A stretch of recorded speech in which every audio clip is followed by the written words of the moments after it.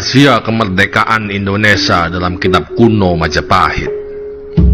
Siapa sangka kunci kemerdekaan Indonesia ada dalam sebuah kitab kuno dari zaman Majapahit.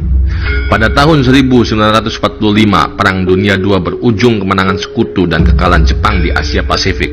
3 bulan sebelum bom atom Hiroshima, BPUPKI, Panitia Persiapan Kemerdekaan Indonesia, terbentuk.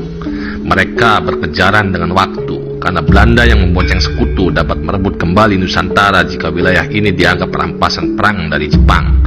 Tak ada jalan lain, Indonesia harus segera berdaulat. Namun, menyusun konsep negara sebesar dan seberagam Indonesia tidaklah mudah. Untungnya, kitab Sutasoma dari abad ke-14 memberi kita semboyan Bhinneka Tunggal Ika, sekaligus kunci keberhasilan kemerdekaan kita. Meski Kakawin Sutasoma adalah karya sastra dan bukan catatan sejarah seperti Negara Kertagama dan Pararaton, dalam kolofon atau catatan penulis di bagian akhir, Empu Tantular menyebutkan Majapahit sebagai negara yang berdaulat. Dan itu bukan utopia, apalagi khayalan, karena Majapahit benar-benar eksis didukung bukti-bukti sejarah yang tak terbantahkan. Nah, Bhinneka Tunggal Ika dari Majapahit lalu diserap pendiri bangsa dan ditarik ke lingkup yang lebih luas. Tidak hanya sebatas agama, namun juga mewakili beragamnya suku, bahasa, dan kebudayaan di Indonesia.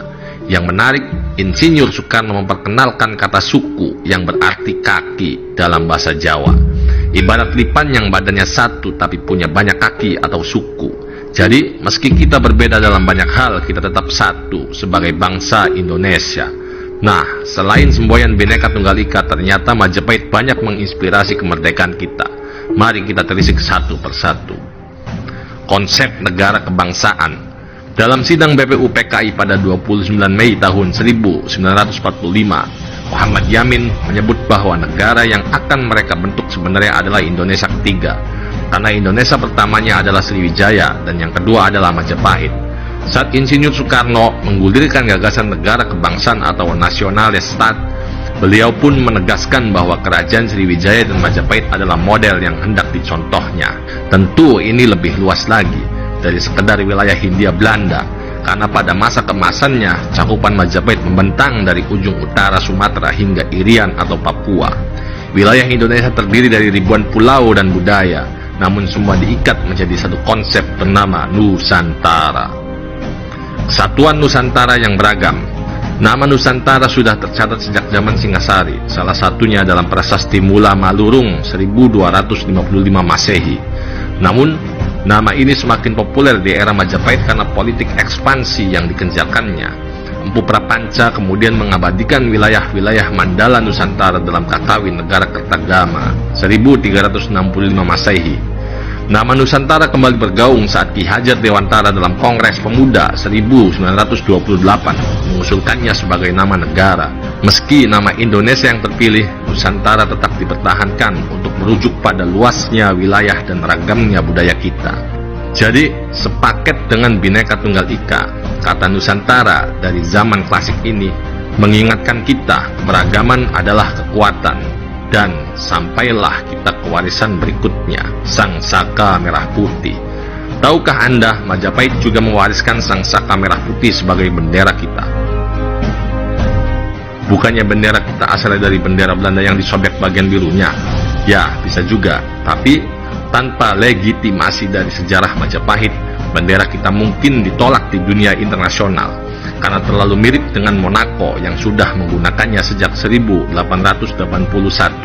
Untungnya, Indonesia bisa membuktikan bahwa merah putih sudah digunakan lama di Nusantara, minimal sejak 1294 Masehi.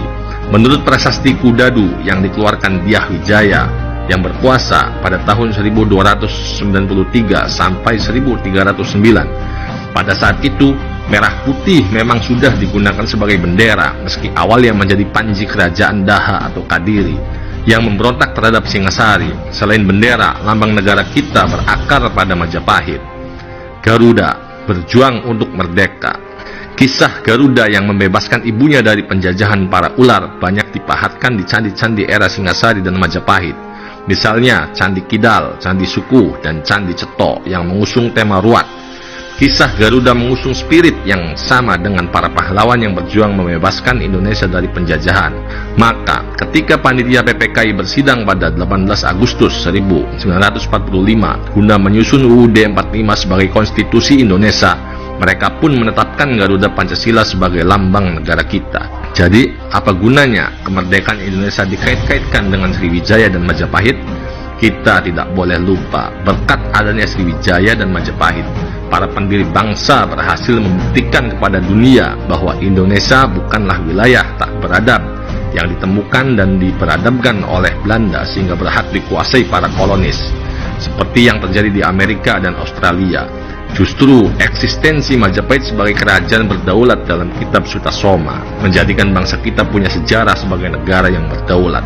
Jadi, sebagai bangsa berdaulat yang dianeksasi dengan paksa oleh bangsa lain, Indonesia berhak menuntut dunia untuk mengakui kemerdekaannya.